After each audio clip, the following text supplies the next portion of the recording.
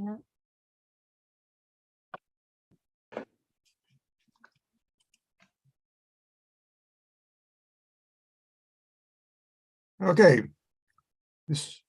My name is Rick Leaf. I'm the chair of the Master Plan Implementation Committee. This open meeting of the Master Plan Implementation Committee is being conducted remotely pursuant to Chapter 22 of the Acts of 2022, an act relative to extending certain COVID-19 measures adopted during the state of emergency, signed into law on July 6th, 2022. All members of the Master Plan Implementation Committee are allowed and encouraged to participate remotely. The act allows the Master Plan Implementation Committee to meet entirely remotely so long as reasonable public access is afforded so that the public can follow along with the deliberations of the meeting. The public is encouraged to follow along using the posted agenda unless the chair notes otherwise. Members of the public who wish to view the live stream of this meeting may do so by going to Northborough Remote Meetings on YouTube via the link listed on the agenda. Ensuring public access does not ensure public participation unless such participation is required by law. This meeting will not feature public comment. I'll now take attendance. Julianne Hirsch. Here. Amy Paretsky. Here. Millie Milton. Here. Ashley Davies. Here. Tracy Camerano. Here. Adrienne Cost. William Peterson. Fran Baxter. Here. Jean Kennedy. Here. Jean Cahill. Here. Rick Leaf is here. John Campbell informed us he's traveling. Dario DeMar. Here. Yeah, good attendance tonight. Okay. Well, the main purpose of tonight's meeting is to get a further update as to where we stand with progress on the Downtown Revitalization Strategy and Design Report. We have Jonathan Law here from Weston and Sampson, our project managers. Anyone else here with you tonight, Jonathan? I'm here all by myself, Rick. Oh, yeah, I forgot also to include Lori Connors. Forget to call your name, Lori, but Lori is here also on representing staff. Anyone else from the staff here, Lori? No, just me. Okay, that being said, I'll turn the meeting over to Jonathan and we'll go through the updates on current progress with the downtown study. Go ahead, Jonathan. Good evening, everybody. I'm trying to share my screen here and it's You should be all set. saying not responding for some reason. Let me try again. Here we go. See my screen? It's saying, Yeah. see it now. So tonight, we're going to go over, I guess the main focus will be what we heard at the first community meeting, which I think if you attended, you would have realized it was a great success. That's my opinion. I think talking to Rick and Laurie afterwards, they were very happy with how it went. And then also give a brief update on the first, the business owner meeting. So there's quite a few slides tonight, so I will stop jibber jabbing and get going. So project schedule, update since last meeting. We have an update on the traffic counts. As I mentioned, we'll give an overview of public meeting number 1, overview of the business owners meeting. Then we have some initial redevelopment opportunity idea slides. And then finally, as always, we'll finish with next steps. So here we are on the project schedule, middle of February, if you can believe that. It's kind of crazy. So we've had a bunch of milestones and we continue to move the project forward with the schedule as presented. So as I mentioned, for those who weren't at the community meeting, I thought it was a really great success. We had probably 70 to 80 people. Some didn't sign in, some signed in as one person when 2 people attended. So it was very positively attended by people in town, and that's a great showing to say that people want to make downtown better, not just for them, but for future generations. We got lots of great feedback. I think the sticker idea that we came up with and that people portrayed their ideas with was very successful. It was a simple method of getting their ideas without too much stress, without drawing, without writing anything down, although some people did. So we were really happy with how that turned out. The business owners meeting, about 12 people attended. Overall, again, business owners are interested in invigorating downtown, and they went over some opportunities and challenges of owning a business downtown. Traffic counts were completed, but unfortunately, some of the data was incorrect. So they have to go back out there this weekend and complete or do some more studies for certain areas. So I think we're still a couple of weeks out from getting that information. And as you know, that information is critical. Can we So just, just Jonathan, for a minute, just go back to the project plan? This one? The one I know, the one, The schedule? Yeah, the schedule, I'm sorry. So at the preparation meeting, we always hold a preparation meeting the Monday before this meeting. We got talking about, how this having to wait for the traffic data later than we expected affects the timeline of the project. You can see next to that red line in the middle there where it talks about conceptual design submissions, development scenario submissions. There was supposed to be some of that work done and fed back to us by the end of February, but a lot of that work is dependent on understanding what the possibilities with Route 20 are, and that won't be clear until the traffic data is complete and Weston Sampson can meet with the Department of Transportation and get a clearer idea as to what they could be willing to support as far as any kind of reconfiguration of Route 20 through the center of town. So those two tasks are going to move out further in the schedule than planned. We were talking about sort of what kind of delay do we think we're going to have in the schedule right now because of the delay in traffic data. And, we were talking about at least a couple of weeks worth of delay, although Jonathan mentioned that some of this time could be made up. But I think we just need to be aware that we are going to fall a little bit behind on the schedule because of the lack of traffic data, which then, as I said, limits our ability to get some information back from Mass Department of Transportation, which is important to understand what can be done with Route 20, which is a fairly critical decision factor as to what the whole new downtown might look like.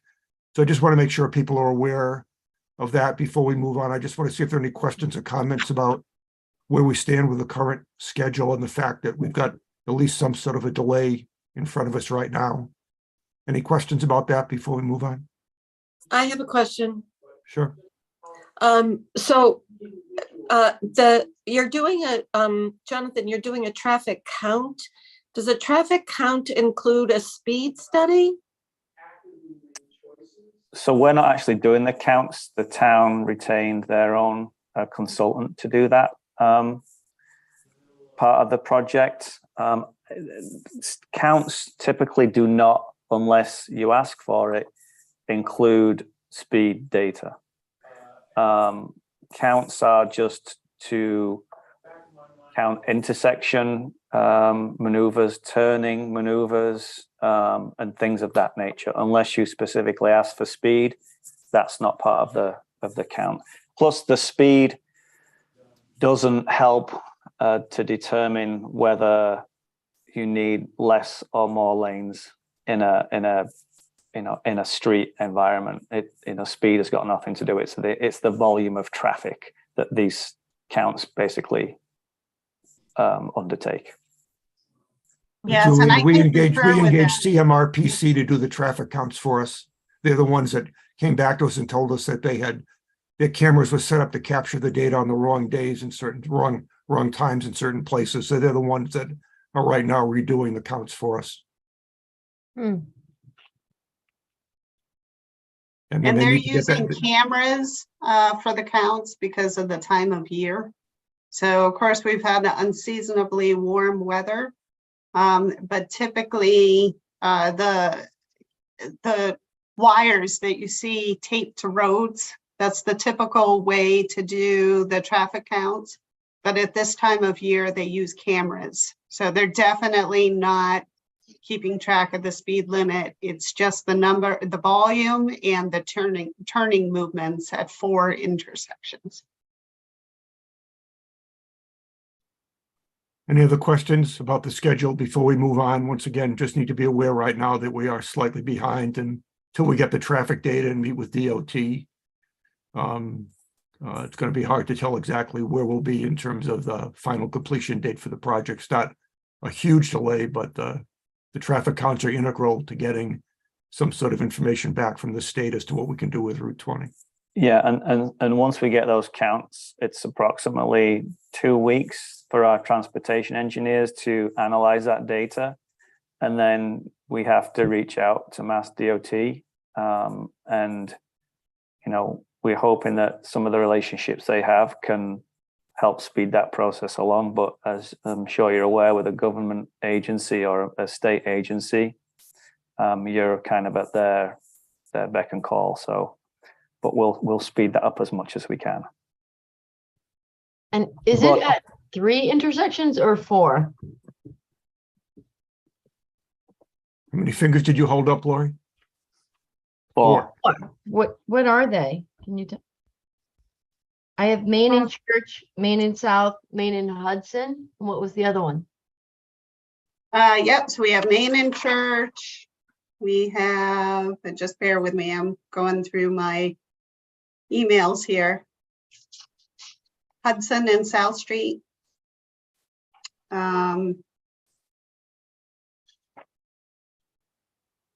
West Main and Hudson Street. And I already, let's see. Do you remember the 4th one, Jonathan?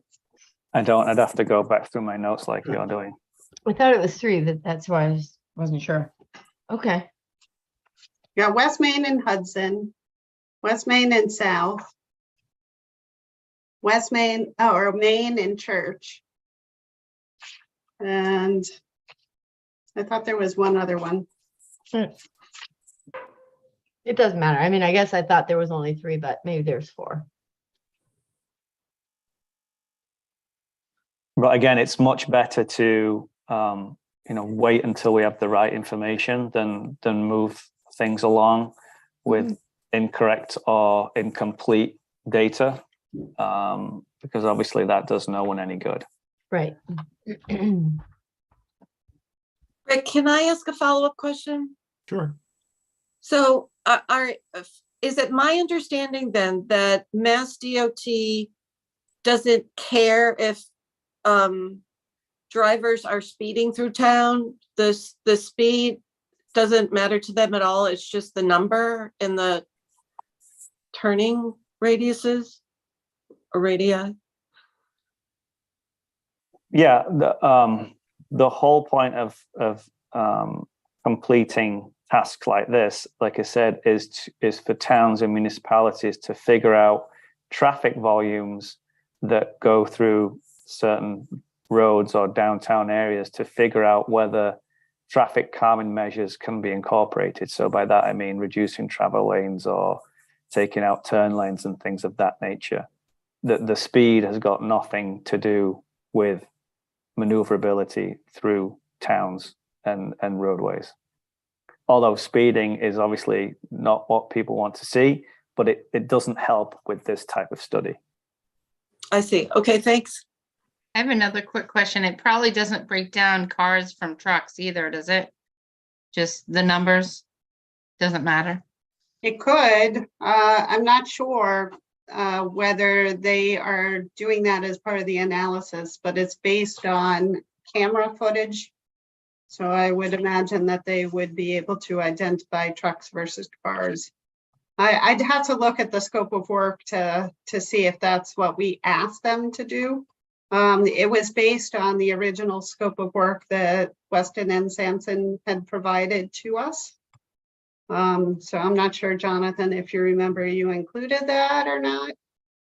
I don't recall, but that can be part of the counts.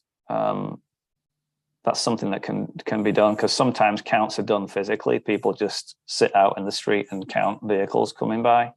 So you can have that breakdown. It's just a question of whether that's warranted or not. Is that, Jonathan, something that would be helpful to know in determining, you know, whether it makes sense to work in a sort of a pass around, or, you know, a workaround around the downtown in our plans? Obviously, that's, you know, a big vision, but if we're at Yeah, all thinking about working around the, you know, for trucks to get to the highway.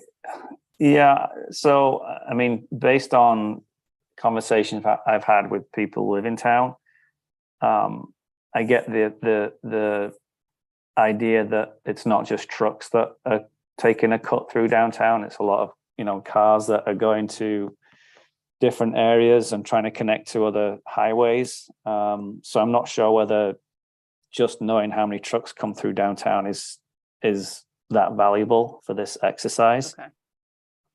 Yeah, that's Because it helpful could be understand. 5 trucks, right, that are going to another, you know, cutting through town, but it could be 50 cars. So Yep. I don't know if that breakdown is absolutely essential. That makes sense. Thank you. Any other questions or comments about this before we move on? Okay, why don't you pick up where you were, Jonathan? So just a few photographs from the night. Like I said, it was a great night, and people seemed to be really engaged and enjoying themselves. We got lots of great feedback. These were the boards at the end of the night. You know, lots of stickers used, lots of handwritten notes for the 4 study areas that we laid out. So we had 2 maps of each area. Just lots of great feedback. These were the image boards that we placed out, and again, as you can see, lots of feedback on what people want to see here. You know, these images were very beneficial for people to understand, and these were cross-referenced with the stickers, so they could look at the board and then relate that to the sticker and to see what they wanted to place in certain, you know, locations of each study area. So again, this was a great exercise. So when we did the analysis of the stickers and what people wrote in study area 1, most people, again, and what was finding here is that it's very similar to what was divulged in the online survey. So again, people want bars, outdoor dining, parking lots, restaurants, multifamily housing. Colebrook Stream was underutilized area. People want to see bars along there. Other takeaways: burying underground utilities, which in an ideal world is great, but everybody knows that's very expensive to do. But you know, we're at a master planning effort here, so improve downtown character through sidewalk and aesthetic improvements, and improving Church West Main Street intersection. Then study area 2. Again, parking was a big thing. Food trucks, outdoor dining, restaurants, green infrastructure, improved lighting. Other takeaways: concerns with the aesthetics in this area: sidewalks, granite curbing, nice and looking architecture, street trees, lights. Improved sidewalks, they're disconnected and inconsistent, and empty buildings in this area can be repurposed. Study area 3, most interest overall in restaurants again, closed pedestrian streets, bars and breweries, outdoor dining, art, car charging, and municipal parking lots. Need for parking lots off Main Street. And other takeaways: desired improved aesthetics of downtown, need for improved sidewalks, improved traffic flow. And then study area 4, most interesting overall in trails, flexible gathering space, mixed use housing, pocket parks, make Assabet River an amenity, and better connection to the downtown area. So again, very consistent with what we saw in the online survey. Just for a Then second, what- Jonathan, if you go back to that one for a second. Yep. So just to reset for everybody. So study area 1 was the west part of the downtown, kind of down by Church Street on the north side of Main Street. in that general area, kind of where Church comes in and Pierce feeds into Church. So it's the north side of Route 20 and more on the west side of what we're considering the downtown was study area 1. And then study area 2 was that was basically, On the opposite side of the main that was street. on the south side of West Main Street, sort of in the central part of downtown. Study area 3 was kind of Blake Street, Pierce Street, that whole section in the center of town on the north side of the road. And then study area 4 was heading east of town down towards the river. So from Hudson Street kind of down. So the study area sort of incorporated either the north side or the south side of Main Street, and then either west, central, or east of the center of town.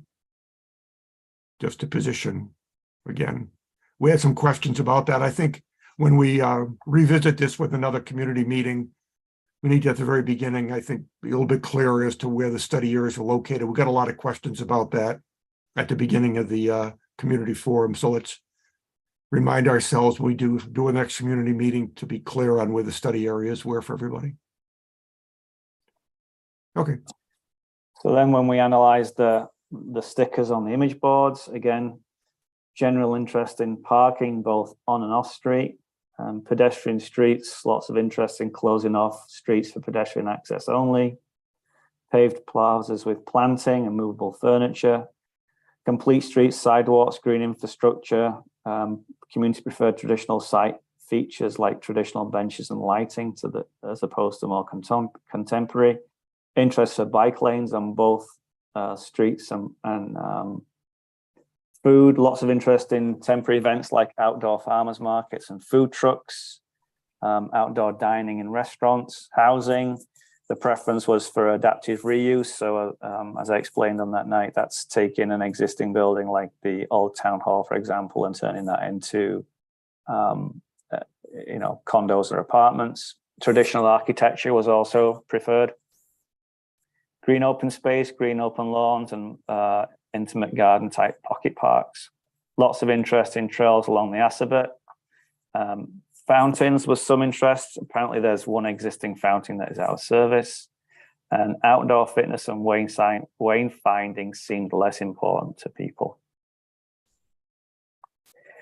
So last week, RKG hosted the business owners meeting.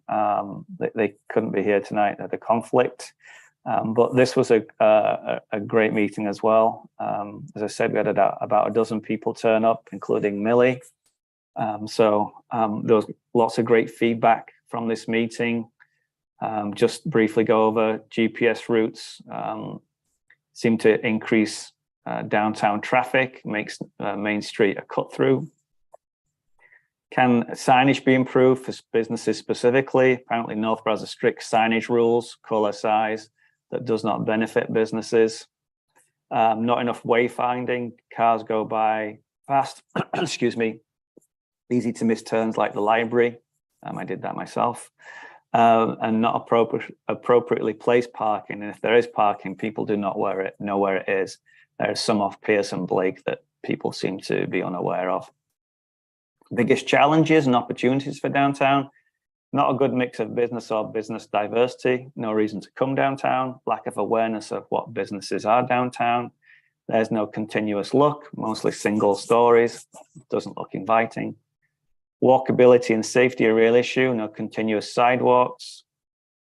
Pedestrian crossing signals don't work or take too long. Lack of trees on sidewalks, there needs to be a reason for people to want to walk somewhere.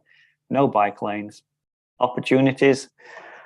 Old Town Hall has lots of opportunities for business to fill in. Could be a hub of activity. Currently only one dentist in there, and he showed up to this meeting. Residents do support local business, and this is a financially stable, well-off town. There are cool community assets like the aqueduct, Assabet River waterfalls. These need to be made into destinations. Trinity Church has a largely unused parking lot and space that has potential. Opinion about the business mix or business diversity in downtown. Too many gas stations and auto repair shops. I think we all know that. More places where people can gather, restaurant, bars, and entertainment. Again, that comes up every time. Bookstore, coffee shops, community center, performance venue, and a general store with New England random things, Northborough swag. If you could change one thing about downtown, what would you change and why? Street trees, building appearance, borough utility lines, parking, more special events like Apple Fest. So we had a meeting with RKG earlier this week, and we came up with what we think is a good basis for the 4 study areas that we looked at. And this is based on, again, feedback received from the business owners meeting and also the first community meeting, and where people placed stickers and wants and needs. So we're thinking that sort of kind of West Main Street and Church, that could be shopping and services. Across the southern side of the street, commercial and mixed use development. Then in the center around Blake Street and the old fire station, that could be the entertainment, dining and residential hub. And then over by the Assabet, that could be riverfront, residential and mixed use. So if I just quickly go over those 4 areas. So riverfront, residential, mixed use districts create a signature downtown Riverwalk amenity. Acquire and relocate Harvey, allow higher value downtown living with some limited commercial and dining. The entertainment and dining residential districts acquire all properties between Blake and Pierce, not including CVS, for large redevelopment with a focus on new entertainment, dining and residential development. For West Main Street to be new town hall or retail, restaurants and office. The commercial mixed use district re-establish Main Street frontage by pulling building facades closer to the street. Encourage complete redevelopment, must allow greater density to incentivize. Residential is key component. Shopping services district, gas stations create an obstacle for redevelopment. Their sites will be contaminated and must be remediated. Mobile station on the corner is more valuable than the Sunoco station currently listed for sale. Underground contamination could hinder residential at this location. So then some other pointers that Russ and his team have. Yep. Yeah, I just had a quick question. So there's a lot of acquire in there. Is that generally the route that towns take? Is that the recommended, to acquire these things and then auction them off, or not auction them, put them out to bid to various developers and pick the one that? I mean, there's a few ways which it can be done. I mean, the town could acquire the land and then create ground leases, and 99-year ground leases. Then the developer's responsible for developing the site and building the structures, and then the town continues to get taxes and then obviously money from the ground lease. Or the town could go into partnership with developers and do it that way, or they could, as you mentioned, come up with funds to purchase lots themselves and try and redevelop it that way. So there's a bunch of different scenarios. Okay, thanks.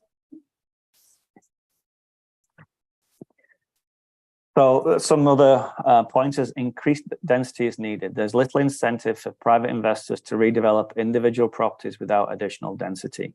Hard to justify acquiring property, demolishing buildings, and then constructing similar size structures on the site. The economics don't work. So if you're taking down a 1-story building, obviously it's much better if there's 2 or 3 4-story buildings on there that don't dwarf downtown too much, but again, incentivize people and developers to want to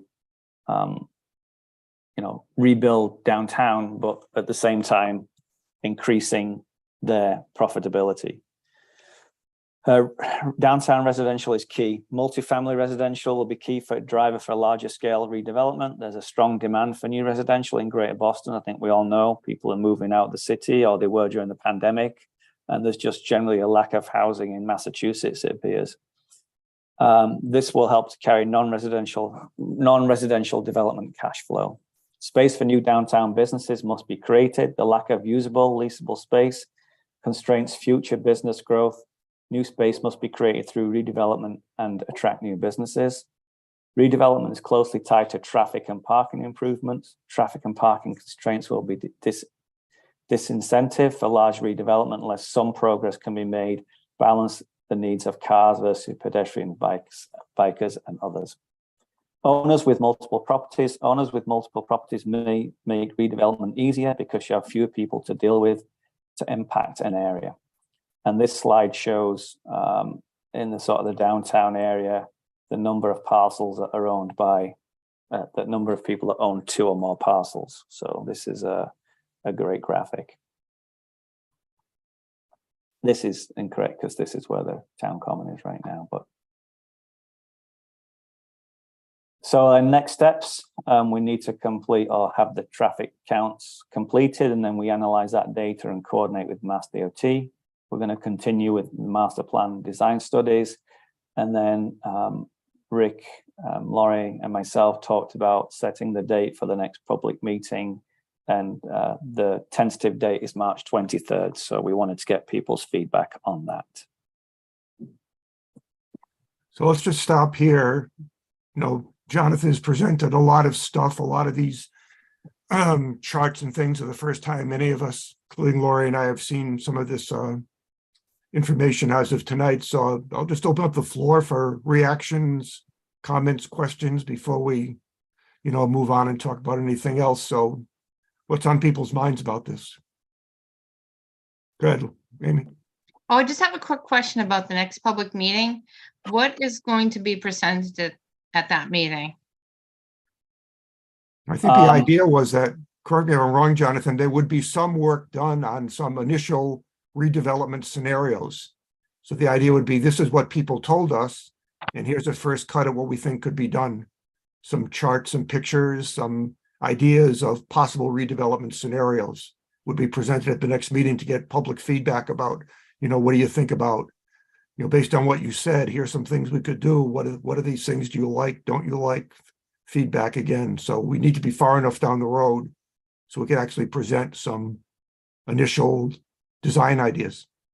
And again, Amy, it all depends on this traffic information. If we have that fairly soon, you know, we were beginning the studies of a master plan now in certain areas, but obviously we can't include West Main Street or Main Street within that. So if those counts don't come in a timely manner at that next meeting, we could present some master planning ideas that just would not include West Main Street or Main Street. I wonder if we should bump it out just to make sure we have all the information. Or set the date once we know we have all the information that we need. Yeah, I don't know. Jonathan, how comfortable do you feel? Well, I guess the question is, Laurie, you talked to CMRPC in the last day or so. So they told you when did they say they'd have the data ready to be sent to Jonathan? So they said that they recounted the intersection already. They did both the weekday and the weekend counts, and they have videos out to their consultants for processing. So then he said that he was going to mount some additional cameras this weekend to round out the counts. So I imagine we're probably talking maybe 2 more weeks at the absolute latest.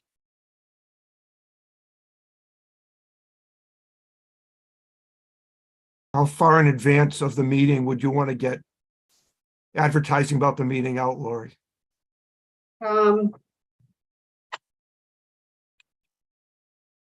At least 2 weeks, preferably 3. So really that, to Amy's point, we're probably not going to know, 3 weeks before the meeting is a week from now, just about. No, 2 weeks because from now, that's the third week in So March. it'll just be tight. Yeah. Yeah. It'll be Well, right. I mean, Maybe we wait till those counts are in and then determine the date of the next meeting. We do that. If folks are willing to respond to email with their availability, then we could probably schedule it in between the next meeting. Right, our next meeting will be March 16th, so we're gonna we can't wait till that meeting to decide when to set this one. If we think we can do this, you know, the last week in maybe March 30th or some other date, whatever it's gonna be, but. you know, I guess we could- Go ahead. Sorry, go ahead, Rick. No, I go was ahead. just, Ashley. I was just gonna say, could we tentatively, could we just confirm if everyone is available that date and then, and you know, we'll readdress it if we have to move it, but at least confirm for that date right now. Could do that. For the 16th or the, The 30th. 23rd. The oh, 23rd. yeah. Is there anybody here tonight that could not make March 23rd? So it sounds like, at least for our availability, that date would work, but I guess we can't confirm that tonight. Just need to get a better idea of when we get the traffic data and get a read from Jonathan as to how much longer it's going to take him to be ready. I would prefer, Jonathan, not to have a meeting that doesn't talk about Main Street. I mean, that's kind of ridiculous. I mean, that's what everybody's going to be Yeah. interested in. So if we can't talk about Main Street in Right. some level of detail, we shouldn't have the meeting. I agree. And we were talking about having the meeting at the public library instead of the school. It'll probably be easier for folks to navigate. You know, we could use the big room at the library.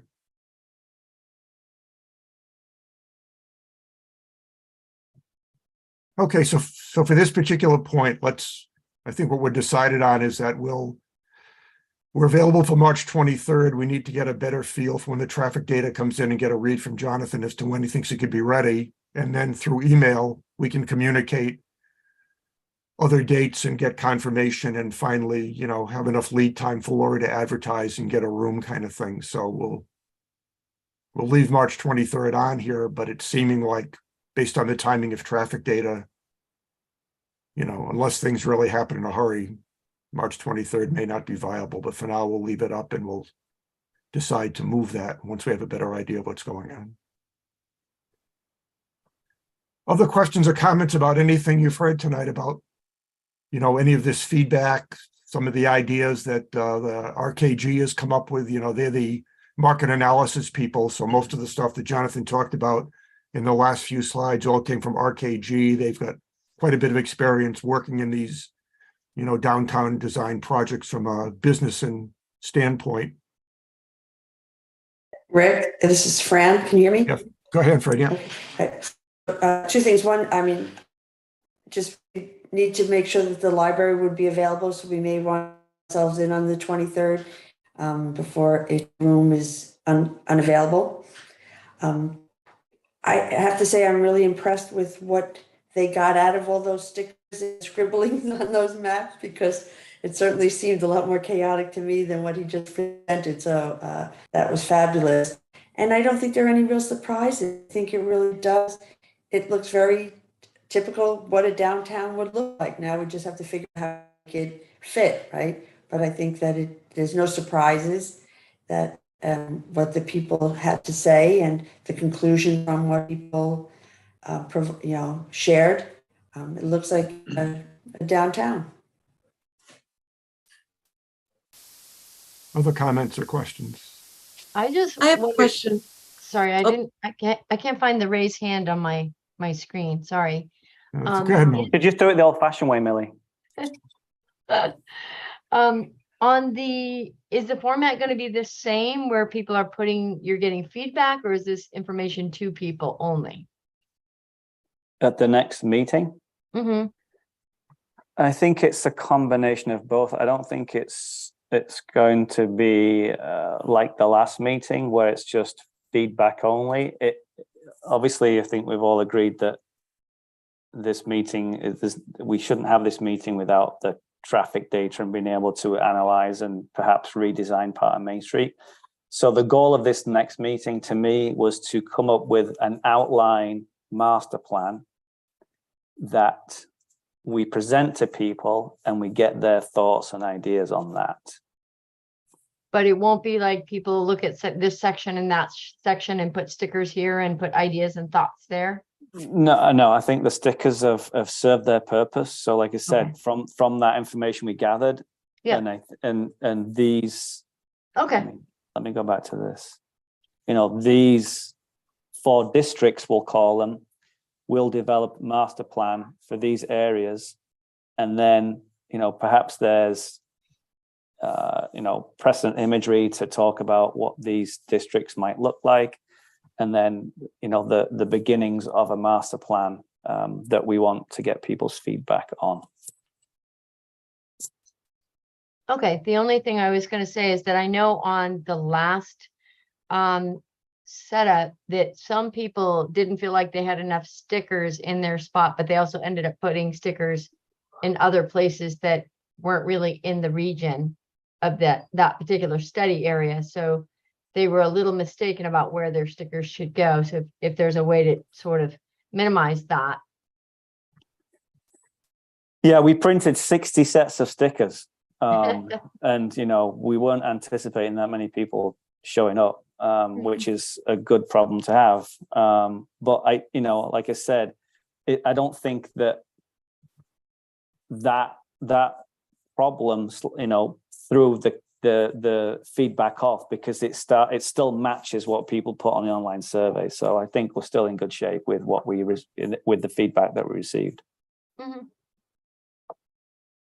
One thing I'd like to have people's input on it. One thing that the March 23rd meeting was good because we'd have if we could do it on March 23rd, on the 16th, we have our next scheduled meeting. And one thing that we as a committee could get is a preview of what's going to get presented at the community meeting, which I think now we're talking about design concepts. I think we'd want to see that as a committee before it went out to the general public and get some feedback on it and ideas. So if we have to move the next public meeting beyond the 23rd to some other date, and Jonathan's not ready to give us kind of a preview of what these you know, design scenarios are going to look like, at the 16th, we might want to talk about scheduling an interim MPIC meeting in between the 16th of March and whenever the next community meeting is going to be, just so I think we all get a chance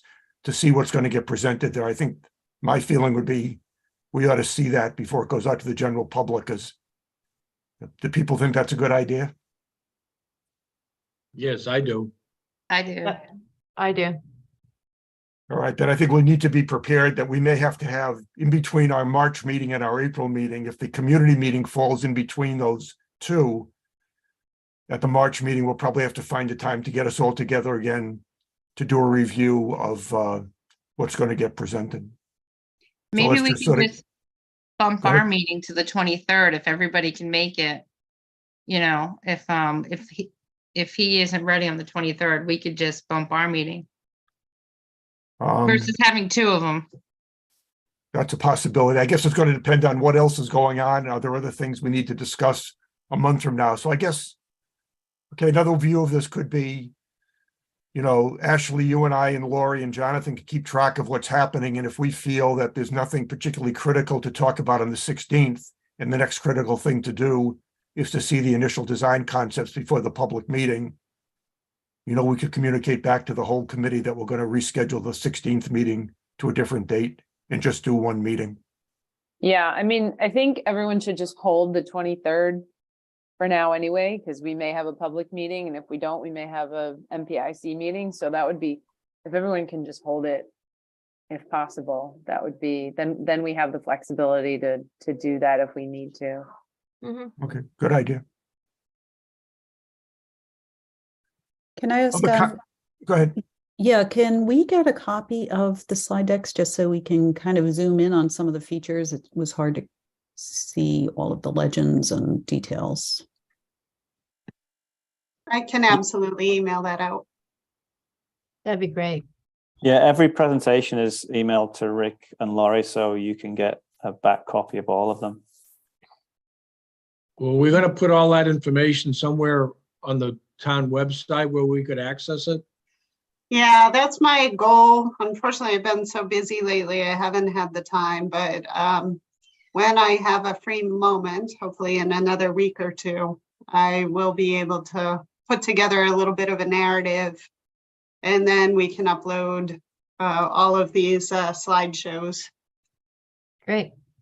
Okay, I mean, to be honest, these presentations are instructive, but they're very difficult to read, and it's impossible to analyze it because, you know, we go slide to slide and then they sort of go off to another topic, and the data is not available until it's either on a website or somebody emails it to us. So the more information and the more ways we have to get the information and look at it, the more informative our questions and analysis can be when questions are asked of us as a committee. Mhm. Okay, we'll try and do a better job of in advance of the meetings. If we have slide decks like this, getting out to you in advance of the meeting.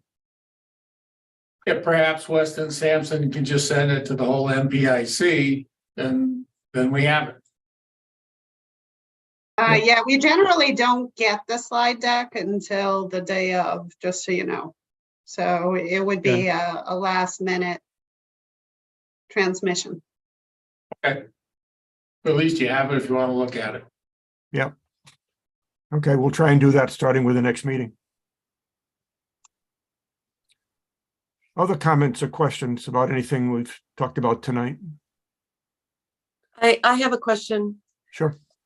So my question is about housing, and you know, Jonathan mentioned that there's a great need for housing in the state, and I hear that statement made a lot by politicians and municipal people, but how is that figured out? Like, how do they who are the people who are making this statement? Where's the data coming from? How did they gather the data? And then how do they help us figure out what kind of housing people moving to Northborough would want? For example, do they want townhomes? Do they want tall apartment buildings? And then beyond that, how do you figure out how many units you build without overbuilding or underbuilding? I can answer a little bit of that. So in pretty much all of the most successful downtown redevelopment schemes include a housing component. So right now, Northborough Center is very auto-dominated.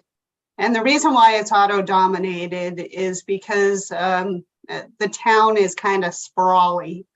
So you don't have services and retail within walking distance to most neighborhoods. So if you want to patronize any of the businesses in downtown, you pretty much have to get in your car and you need to drive there. And of course, one of the big challenges for Northborough Center is the fact that there's no public parking or very minimal. And there's also no on-street parking. And so people are driving to CVS and then they're feeling like they can't leave their car there to go to businesses elsewhere. And so then they're just getting in their car and they're leaving. So if you want a vibrant, pedestrian-friendly downtown, then you really need to have a density of people who live within a quarter mile. So all of the studies show that people are willing to walk if they only have to walk a quarter mile. If they have to walk half a mile or a mile, then most people are unwilling to do it. So they're going to get into their car and they're going to drive. So if the goal for Northborough Center is to create a pedestrian-friendly downtown, then you need to have a mass of people who live within that quarter mile. Amy? If we did a house count, if you go to School Street, Summer Street, Wynn Street, Park Street, I measured the apartments on School Street. They're apartments or condos. they're all within a quarter mile. And I had attended a class on economic development in the downtown. And they said you don't have to have the housing right on the main street, but like you said, within a quarter mile. So we have a lot of housing, but I just don't know if they have the sidewalks, or I don't know. I used to live on School Street and I would walk downtown. I actually lived on Church Street too. And I would Yeah, walk I mean, downtown. definitely there is housing within a quarter mile. Mhm. But you need a mass of housing. So it's not, it's, so if you have a certain mass of housing within your downtown, then the people who live within the walking distance, those businesses are going to serve those people. So you have a ready clientele for the businesses. So you have a dentist office, you have CVS, you have a pizza shop or whatever. So those people are gonna walk downtown. So it's just good to have a combination of, like, for example, if you look at Hudson, Hudson has first floor retail, and then they have apartments above. And a lot of the very successful redevelopment efforts, like if you look at inner city Boston, you know, I lived in Milton, that's where I grew up, right on the Red Line. And so I would go regularly into Boston in the 1980s. And it was not a very healthy inner city. So one of the ways that Boston transformed is by building a lot of housing downtown. So when you have a lot of housing downtown, then the commercial follows the housing. Amy? My concern would just be to build too much housing and use up all the commercial space, like, because what I find a problem with the downtown right now is I think the lawyers and the accountants are all great, but the majority of the businesses downtown are lawyers, accountants, dentists, or CVS or convenience stores. And those are places where people just go to do their business and then leave. Like, I think some of the problem is what people are seeing. We need more restaurants and shops where people would actually stay Yeah, and not then just drive and leave.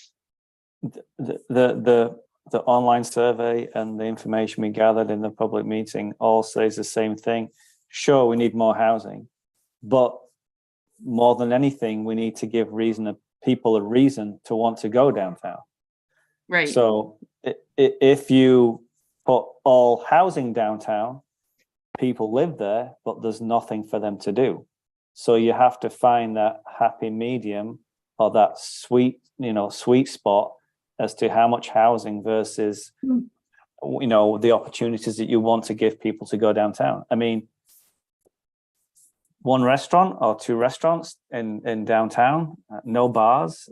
It's like, I think that people are, like some people said, Northborough's a fairly affluent town, so people have money to spend, but there's nowhere to spend it, or not many places to spend it. So, And, if you look at a lot of the downtowns around, like Westboro, for example, they have first floor retail restaurant space, and then above they have office space and they have apartments. So mixed use is, kind of, I think, the recipe for success. So you absolutely want to have commercial, restaurants and the like. But right now we have a majority of single level buildings. So you have a pizza shop, but then you have nothing above it. So now is the opportunity to still have the pizza shop, but then you might have a couple of stories of residential above, and the people who live above the pizza shop are then going to go into the pizza shop. And then the pizza shop is going to be more successful. So that's the idea. I mean, And going that's back to Julianne's point, I think, it's not necessarily about addressing the housing crisis in the state. It's really about revitalizing the downtown. And probably most people that are interested in moving to Northborough aren't the young people or the much older people who would probably be occupying these spaces, but but that's a good thing. You know, maybe we'll get in a different, you know, more variety of residents in town that might be able to patronize the businesses. I think, it's the town has to work with whoever, wants to come and invest money downtown, because like you said, Laurie, a single story building might need to be replaced by a 3 or 4 story building. And if rules and regulations don't allow that, then someone's not going to redevelop that space. And then I think Ashley, your comment is, I agree with it, but I'm also seeing more younger people move out to the suburbs, because rent in Boston and Cambridge and sort of inner city is just crazy. It's $3,000 for a studio. You can move out of the city now and buy a house for less than that. So I think people are starting to realize that it actually makes sense in your back pocket to move further out and commute into the city. And, it's with the hybrid work week now, it's not so relevant that you're downtown or close to work all the time.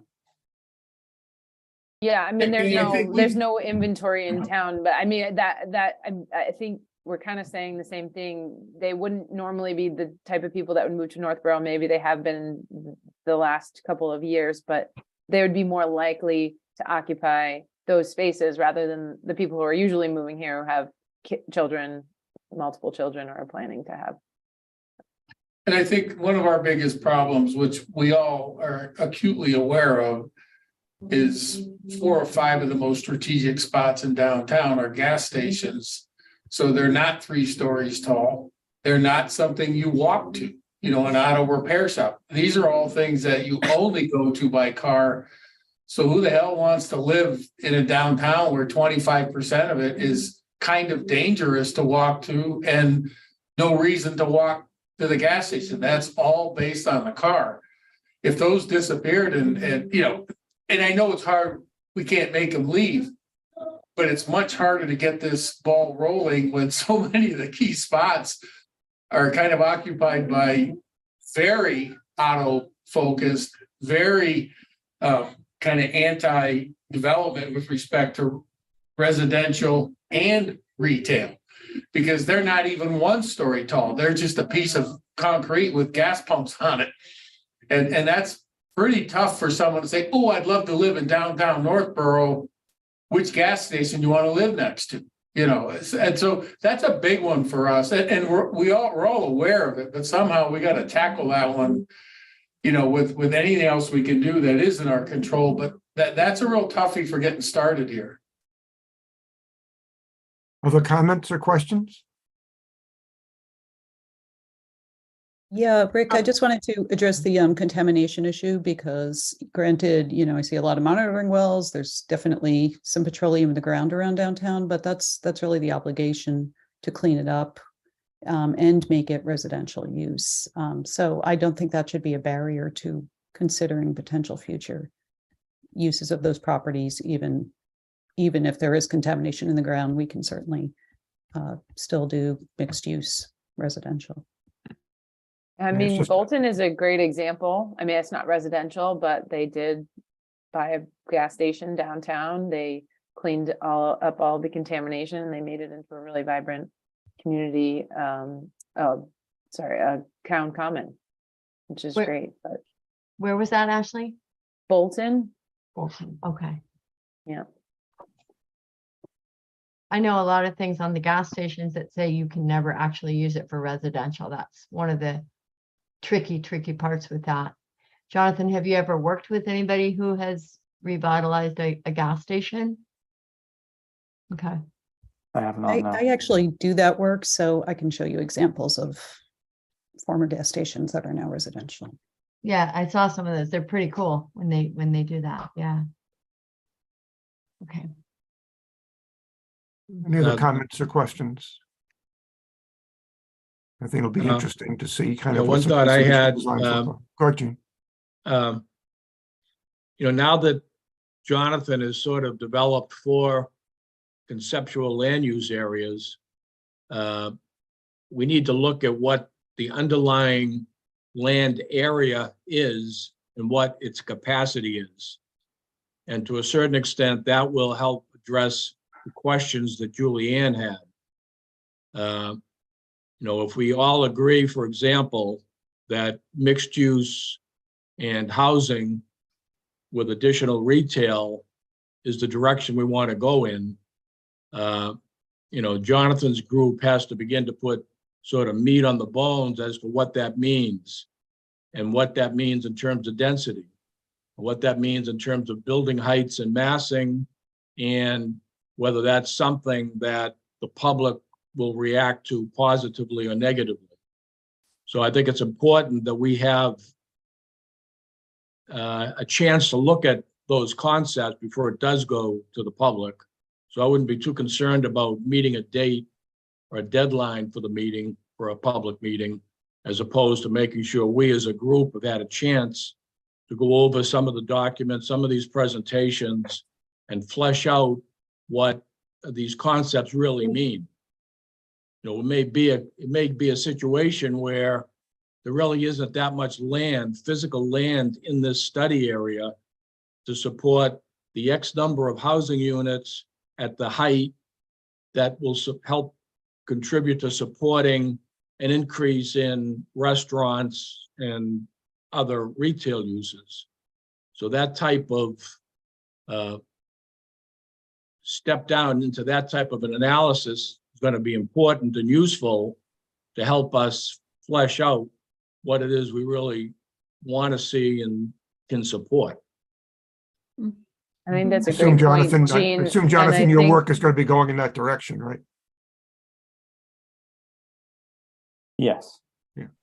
I mean, and just adding to that, I think that's a great point. It would be, I mean, I guess this is a question for you, Jonathan. Are there going to be multiple design concepts that we present to the public so that we can kind of get a gauge on which ones really work? Because maybe there's an optimum amount of residential that might be really good for businesses, but is going to be really uncomfortable for the residents in town. And maybe there's, a residential mixed use light, something that is a little more comfortable, a little less of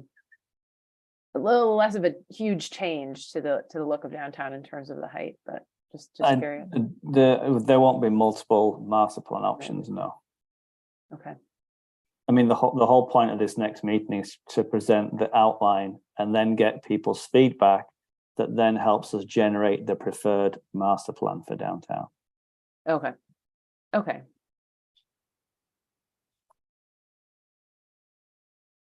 Any other comments or questions? Just Yeah. want to, Rick. Yep. I just wanted to say that I think that this is also an opportunity to create a unique identity for Northborough Center. So, of course, we already have the sprawl corridor along West Main Street, so the strip malls with all of the commercial developments. And of course, there's Northborough Crossing, so there's always already the mega mall. And then Northborough Center is kind of, sprawly currently, but there is the potential to make it unique in Northborough. So there's no other place in town that is like it. It's got a character all its own. So I think I'm really excited about it. I really can't wait to see what Weston and Sampson comes up with, because I think that this is a really exciting opportunity for the reinvention of downtown.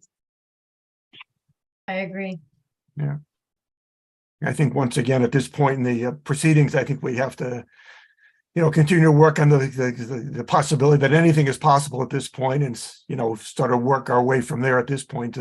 We're sort of moving out of the data gathering stage. Once we get this traffic data collected, we'll sort of be done with data gathering and sort of get to, I guess, the fun / challenging part of, okay, so now what could we actually do? And as it's brought up by a number of people here today, what are we actually comfortable in doing? But, at the beginning of this whole thing, when we engaged Weston and Sampson, we said, at the beginning, no holds barred, give us what you think is the absolute best thing we could do to do what Lori said, make this a real destination and different and fun for the town. And we'll see what that looks like and what we can actually do. So we're still just wrapping up kind of the initial phase. The design phase comes next kind of thing. And I think I agree with Gene. We shouldn't force ourselves into artificial date to get something done if there's work that needs to be accomplished and if there's reviews our committee have to do before this goes public. We just need to do our homework before we have this next public session. Yeah, I mean, I think the worst thing we can do here is rush things and get something that we're not happy with, and that ends up going out to the residents of the town, and it has a negative effect rather than a positive outlook that we're looking for downtown. Okay. Just want to bring up a couple of the things that are going on sort of on the periphery of what we're doing and what we're doing about them. You're probably aware, if you're not, I'll tell you that the town is currently recruiting another committee to try and decide what to do with the town offices. Now that 4 West Main Street is going to come back into the town's possession, a committee is going to be formed to talk about, should the town offices stay down at the old high school? Should they move back to 4 West Main Street? And depending on what they decide to do, what happens there. And I talked to Mitch Cohen, I said that, that work can't go on independent of our work. 4 West Main Street is integral to the downtown. So there's got to be some interconnectivity between what that committee is going to do and what we're doing and what Weston Sampson is doing. He basically said that John Kadir basically appoints the members of these committees, town administrator, and then the selectmen approve the appointees. And he recommended I give John a call and talk to him about this. So I did that. John's recommendation was that either the chair or the vice chair of our committee ought to sit on this town offices committee to make sure there's discussion going back and forth, and that there's an understanding that whatever's going to be decided about where to place the town offices integrates with what this committee and Weston Sampson are deciding to do about the downtown. So I talked to Ashley about that, and she's interested in joining that committee. So unless there's some major objections, I'm going to recommend to John that he consider Ashley as our representative on the town offices committee. I just wanted to give you guys a heads up about that. I think that'll be a good move, and we'll make sure we have interconnectivity between what they're doing and we're doing. And anytime Ashley wants to raise a red flag to say, listen, guys, that's not kind of going where everybody else is going, or we have to rethink all of this, she can be our point person on that. So I'll get back in touch with John tomorrow and let him know about that. And then we'll work jointly with the town offices committee. The other committee that's being set up is a traffic safety committee. I think a committee has been appointed to try and decide what this traffic safety committee ought to look like. But that sort of got my antennas up that there's going to be another group of people in town studying traffic.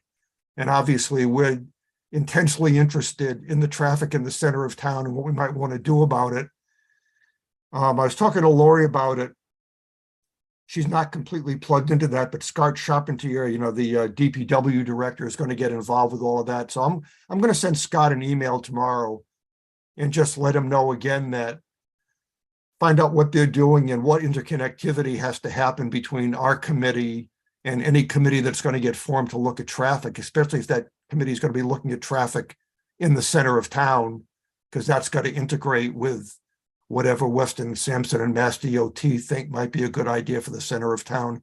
So that's another committee that I think is in the process of being formed that I don't think can work independently of what we're doing. So I'm just going to put a bug in Scott's ear tomorrow. And, if I hear more about that or something that we need to be getting more involved with, I'll communicate back to this committee. So between the town offices committee and the traffic safety committee and the master plan committee, there needs to be the left hand and the right hand need to know what's going on here. And I'll sort of stay in the middle of that, and we'll just see how we manage that going forward. I don't think the town offices committee hasn't been formed yet. They're still recruiting for that. And I'm not sure where this traffic safety thing stands, but I'll find out more about that. So just be aware these other two committees are either formed or going to be formed, and we need to make sure that they're not independently recommending things that are contrary to what we might want to recommend. Go ahead, Mel. Is there anything that mentions an economic development committee, or Jonathan, have you worked with other economic development committees or towns that are proposing them? I have not, no. It's usually towns and usually hire someone like RKG to do that for them. Okay. I know there's been When some I- talk about some people would favor having an economic development committee. I've heard some talk about that, but I'm not aware of the town actively recruiting for that right now. Laura? But I would echo with Millie. I think that's a really big piece of who we're recruiting for businesses, what Mhm. direction we're heading, and how this all comes together moving forward. And I think that's made a big differences in the towns around us in the last 20 years that they've invested in that. Marlboro, Hudson. And in the last 20 years, we Mhm. haven't done that. And I think it shows exactly why we are where we are and where they are at where they're at. So Mhm. I am a huge proponent of Absolutely. having some direction in how we're recruiting the businesses in and what we're looking for, whether it's retail, restaurants, whatever it is, if there's some collaboration with that and direction beyond a small committee of people wanting, but that somebody's actually paid to do it and make it Yep. happen. Yeah. Crucial. Yeah. Crucial. If Lori, I go ahead. can, I did actually work for a community that did have an economic development committee. That was the town of Groton, and they weren't very active. I will admit, part of the challenge is that you need to have staff support typically. And so that means hiring an economic development director. So the communities that are the most effective have a full-time staff person or even a part-time staff person who is charged with that responsibility. Okay. Yeah, I mean, that's what Tracy's saying, invest and I think that's part of our town. I think that's part of this yeah. committee is recognizing that that's a key investment to moving forward. Yeah, I mean, it tracks with what came out of the master plan, I think. So. Mhm. Do Okay. you think, Jonathan, that's something that either you guys or RKG would consider, considering part of the recommendation of this plan for the town to at least consider having a position like that?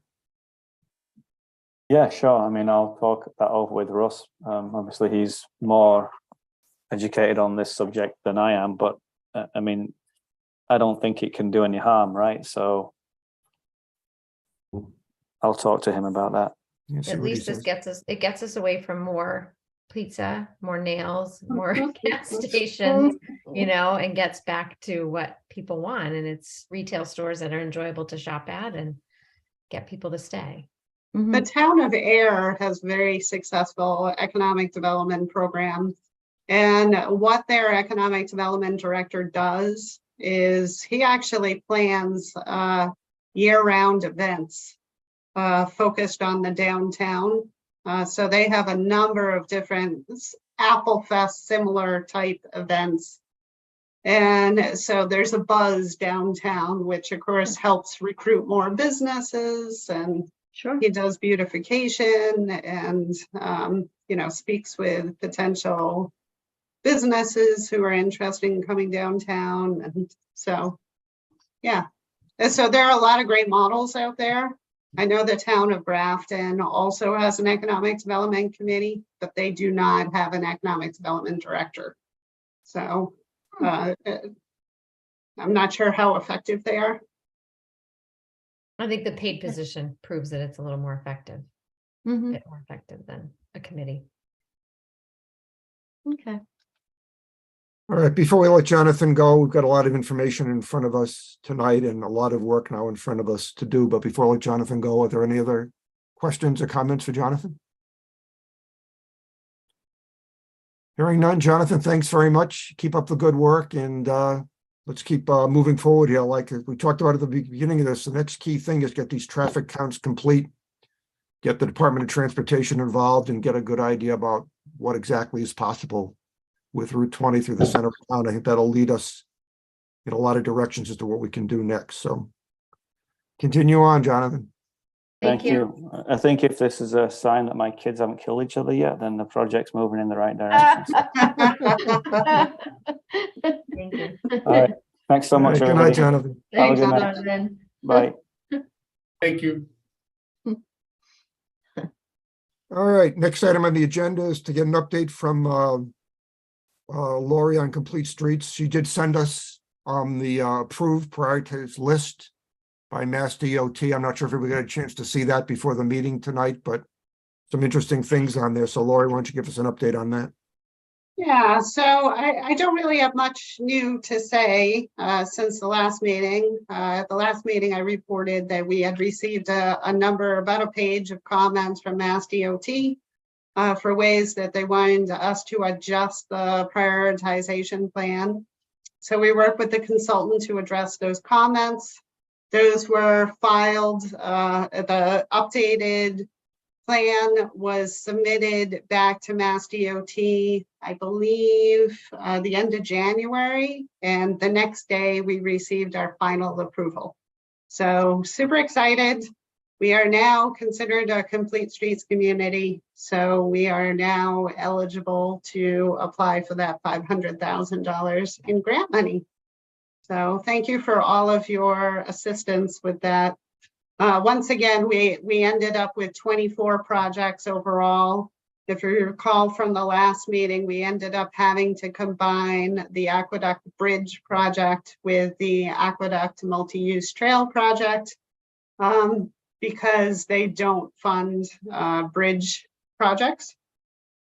And since that time, unfortunately, we did receive word back from the MWRA. And at this time, they are not supportive of converting the aqueduct into a multi-use trail.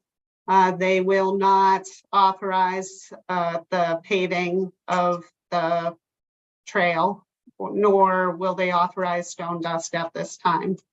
But hope springs eternal, so we're not giving up. If I'm still here 10 years from now, we'll probably be knocking on that door again. Possibly their philosophy will change and we can revisit at that time. So, Lori, were there reasons given for that? Why? well, of course he had to, so our contact had to bring it up the chain. And I think the overall concern was the weight that would be on top of the pipe.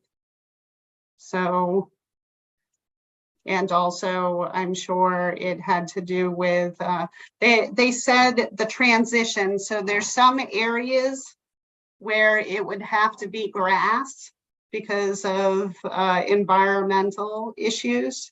So they were concerned about how the transitions would work between the various types of surfacing.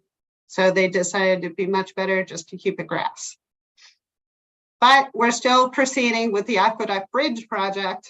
Finally got the signed contract, so we should be having our initial meeting within the next couple of weeks. And, you know, there's nothing I think that would prevent us from, you know, creating some better signage for the trail. It's still usable as it is. So maybe we'll have some other ideas about how to make it more appealing and used by the community. When I read the information you sent out this afternoon, Lori, I was pleased to see that the first 7 or 8 or 9 high priority projects all were related to doing sidewalk work in and around the downtown, filling gaps that we had talked about. A lot of things that we talked about in this committee got put at the top of the priority list. So is it true that that's the order in which they'll be done? If we go for funding, we're going to go for funding for number 1 and then number 2 and then number 3. Is that how it's going to work? No, not necessarily. So it will really be based on what project is shovel ready at a particular time. So of course, through this effort, there's going to be a visioning put forth, map for the downtown. So then we have to decide amongst ourselves what the phase 1 project is going to be. So it doesn't necessarily have to be number 1 on the complete streets list. It could be number 4 on the complete streets list, and that's fine. So the complete streets program only funds shovel ready projects. So if number 1 isn't shovel ready and number 4 is, then, and that's the project that we submit, then that's fine. So in the case of Millbury, when I went through it, the first project that we submitted for funding was project number 4, and that was the first project that was funded. It was shovel ready because it made sense from a different perspective that was the one that made sense to do next in town for whatever the reason was. Shovel ready just means that's the one you feel you want to do next. It was because that was the project that I chose as phase 1. So the reason why I chose the phase 1 project is because of what the various grant programs were funding at that specific time. And at that specific time, they were funding non-point source pollution mitigation, and they were funding open space projects. And so I wanted to transform the town common. And so I was able to leverage a variety of grant sources. So I chose my phase 1 project based on the area that was uphill of the Blackstone River, honestly. So the conversation, of course, now when we were going through the visioning process, it was too early to say which area of the downtown we wanted to tackle first. So that's why I had articulated to you folks that I thought it was really important that we, if the goal is to do a downtown revitalization project, then we want all the aspects of downtown revitalization to be rated within the top 10 list. Yeah. So the order is kind of irrelevant, other than they like to see projects that are highly ranked. So let's say, for example, that let's say the first thing we think we want to tackle in downtown is doing something with Pierce Street and Blake Street. That for some reason that the chance for redevelopment is greater, or there's some owners there that are willing to consider selling or redeveloping their property. There's a way to increase parking. That's a whole area that could be a good beginning point for the downtown. So if that's what we decided, and part of that was, I see in there that there's, redoing of the sidewalks on Pierce and Blake and all of that, that might make sense to go ahead and sort of move that one to the top because it fits into what we want to do first in the downtown. Yes.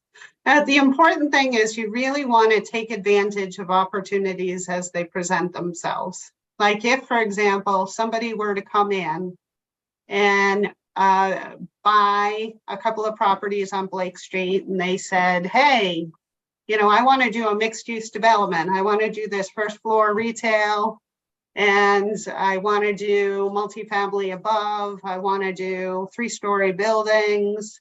Now, because that development is proposed, the town can enter into kind of like a public-private partnership, and that'll open up a whole source of funding for from a whole different, like the Department of Housing and Community Development, Mass Works. So we can look and see what the deficiencies are. So maybe on Blake Street, that's the only area in downtown where we have to do sewer improvements.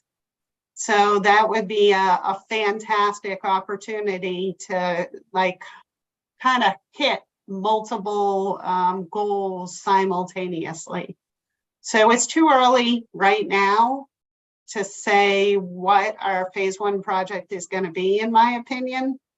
I think we have to wait and see what Weston and Sampson comes up with. We need to see what the opportunities are. Of course, we have a new governor now, so the funding programs are going to shift. So we have to see what the type of grant opportunities are that are available. If we want to fund this with grant money, if the town is going to pay 100% of the cost, then of course that's less of a factor. So I think we should just kind of wait and see, and then be prepared to shift if an opportunity presents itself.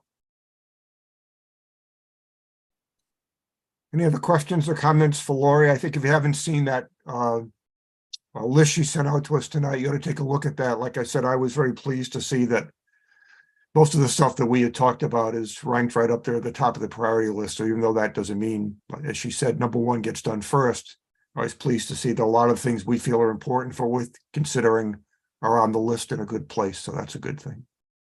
Lori, I do have a question. It regards the number 10, which was to stripe for bicycle use, 135. And I think that is completely untenable. And I'd really want to see a traffic study committee look at that, because if you've ever biked on that road, you realize it is completely unsafe. It's traffic. There's poor sight lines. There's trucks going by. There's no shoulder. And I would not allow a child onto I wouldn't want anyone to bike on that stretch of road, regardless of whether it's striped. It's also 8,900 feet of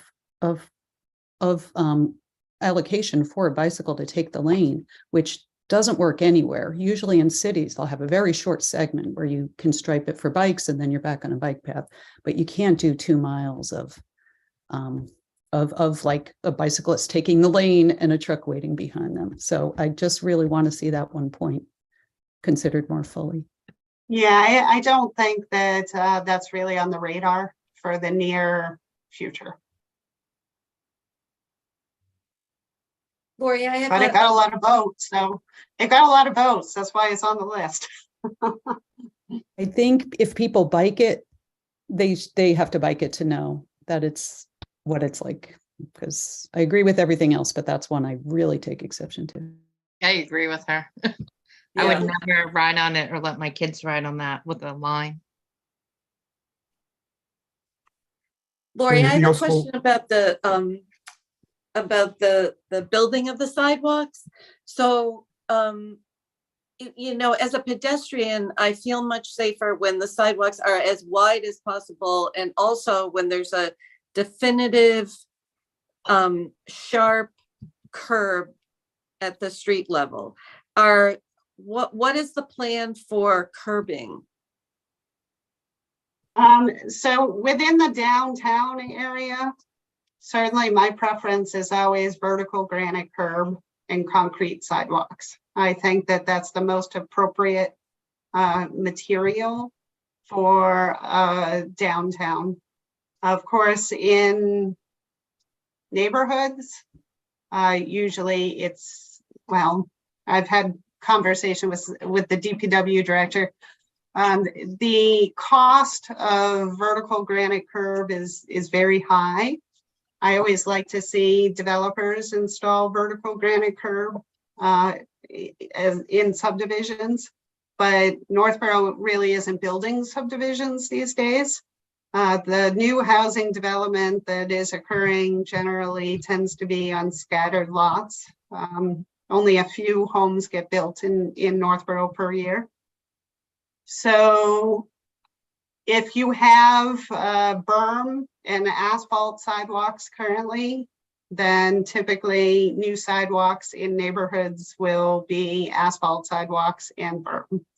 But I can't really envision that we're going to use Complete Streets money for any suburban neighborhood projects, because we're only allowed to hit up Complete Streets once in 4 years. So 500,000 might do one phase of the downtown revitalization project, and then it'll be exhausted. So there is unlikely to be money for suburban sidewalks from the Complete Streets program anyway.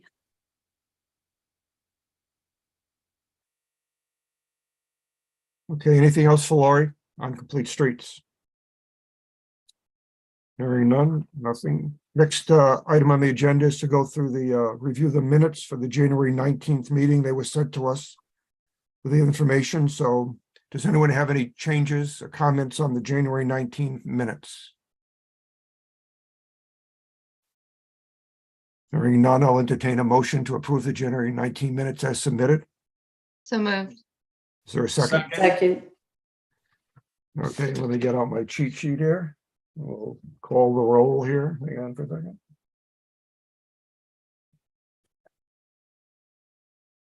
Okay, Julianne, I have to, I have to abstain. you have to I wasn't abstain. there. Oh, okay. Amy, Aye. Millie, Aye. Ashley. She had to leave. Oh, okay. Tracy, Aye. Fran, Aye.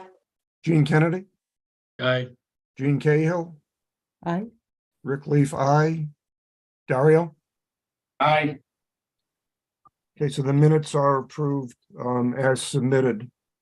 Next time on the agenda, just briefly, 4 of us, our terms expire in April. We've been notified that we can choose to notify the town administrator's office if we choose to want to be reappointed. Basically, myself, Fran Backstrom, and the 2 Jeans, Gene Cahill and Gene Kennedy, are up for reappointment. I can let you know that I have informed Diane Wackel that I would like to be reappointed. I'll leave it to the 3 if you want to say anything, if you've made a decision yet or not, or whatever. But there could be some number of us changing or not, depending on who wants to be reappointed and not reappointed. But just be aware that 4 of us are up for reappointment as of the end of April. I did the same thing. I just submitted a request to be reappointed. Okay.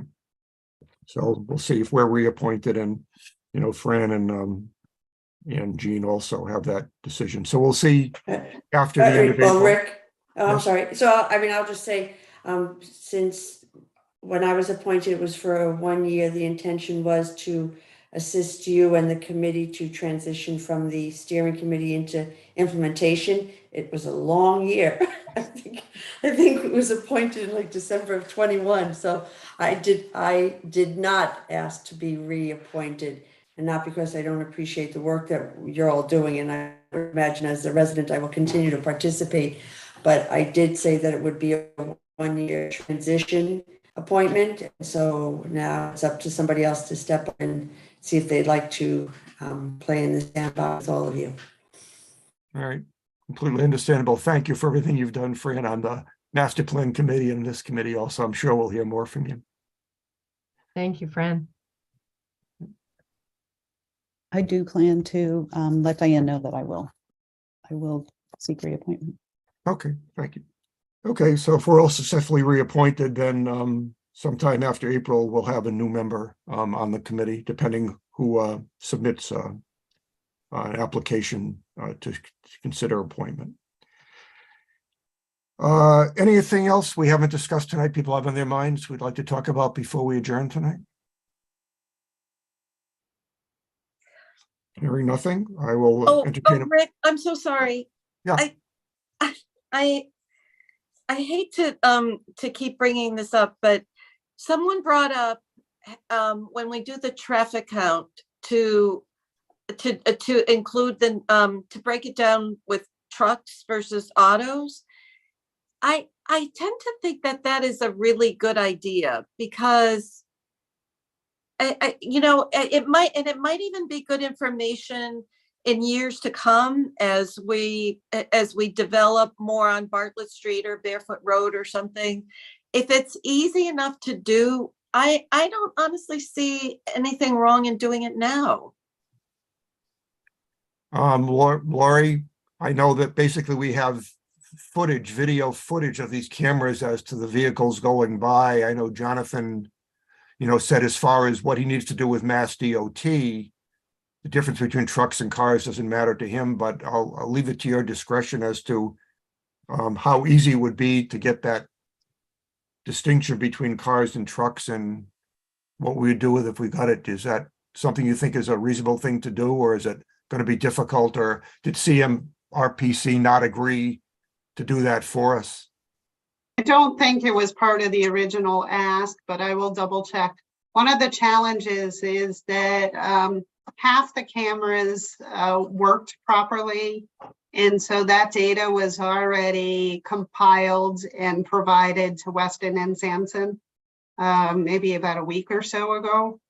So that's already done. So they don't have the camera footage, they just have the raw data. So the other 2 cameras they're working on now, but that would mean that it would be like lopsided, even if they're willing to do it. So I'm a little bit concerned about that, so. Yeah, wouldn't so have it wouldn't be, sufficient it wouldn't data be for accurate. every intersection. Yeah. I see what you mean. It wouldn't be accurate then. Or It's too cut. bad. Because the Okay. traffic and safety committee could probably use it, the new traffic and safety. But there's nothing you can do if it didn't collect it.